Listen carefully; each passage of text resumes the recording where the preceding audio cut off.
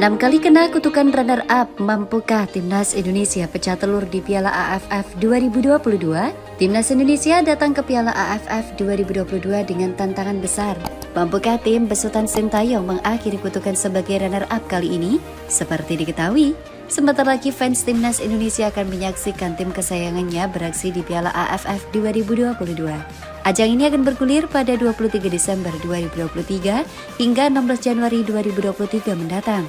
Jelang Piala AFF 2022, Sintayong telah memanggil 28 pemain untuk mengikuti TC di Bali sejak 28 November 2022 lalu. Uniknya, Sintayong dengan berani merombak skuadnya dengan mencoret beberapa nama yang mentas di Piala AFF 2022, seperti Evan Dimas hingga Ezra Walian. Alasan terbesar mereka dicoret karena menurutnya performa di klub. Meski begitu, fans Garuda tetap tidak panik karena Timnas Indonesia baru saja memiliki sejumlah pemain baru. Misalnya, bintang naturalisasi Jordi Amat hingga dipanggilnya kembali bumper naturalisasi Bali United ke Timnas Indonesia, Ilija Spasojevic. Dengan adanya mereka, Timnas Indonesia diprediksi bisa terbang lebih tinggi dengan meraih gelar juara Piala AFF untuk pertama kalinya dalam sejarah. Timnas Indonesia sendiri tergabung ke dalam grup A bersama juara bertahan Thailand, Brunei Darussalam, Filipina, dan Kamboja.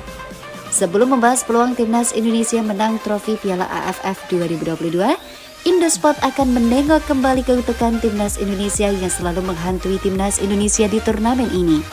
Sebanyak 10 peserta tim-tim nasional di Asia Tenggara, termasuk Indonesia, akan mengikuti Piala AFF 2022 yang akan digelar mulai 20 Desember mendatang. Jika menilik sejarah turnamen ini, Timnas Indonesia selalu terkena kutukan finalis.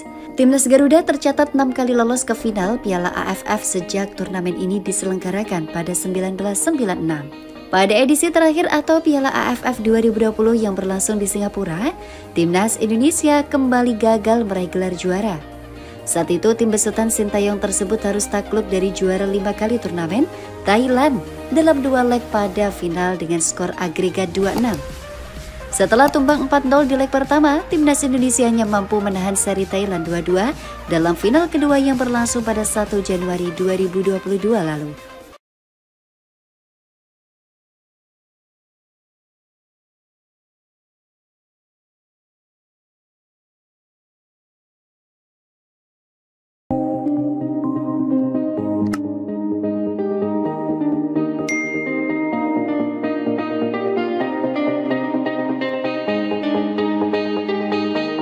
Skuad TC Timnas Indonesia berkurang, Sandy Walsh pulang usai diminta klubnya.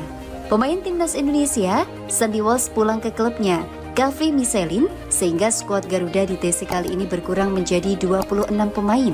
Timnas Indonesia mesti kehilangan 1 pemain TC Timnas Indonesia pada Rabu 7 Desember 2022. Ia adalah Sandy Walsh yang dikonfirmasi oleh Sintayong akan kembali ke klubnya, Kaveh Misselin.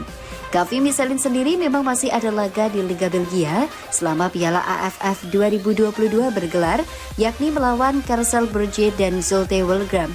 Sandy Walsh kembali dulu ke klubnya karena diminta. Nanti akan kembali lagi pas di Kuala Lumpur, kata Ketua Umum PSSI Muhammad Iryawan. Ada kabar baik dari Sandy, dia berterima kasih bisa bergabung dengan Timnas.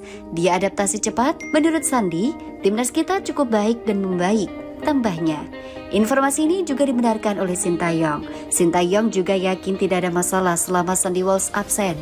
Pemain yang baru saja resmi menjadi WNI itu akan kembali gabung ke Timnas Indonesia saat laga tandang melawan Brunei Darussalam pada 26 Desember 2022.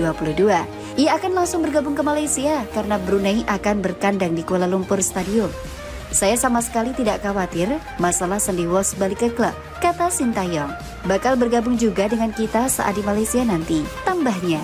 TC Timnas Indonesia memasuki hari ke-10 pada Rabu 7 Desember 2022.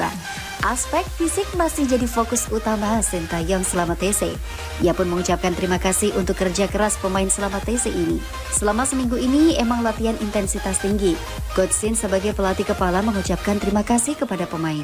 Ujarnya, jujur yang namanya progres sebenarnya kita tidak bisa lihat dari latihan, tapi kita hanya bisa melihat dari pertandingan-pertandingan. Hari ini fokus untuk tes fisik sekalian meningkatkan fisik dasar. Untuk pemain tidak ada yang cedera.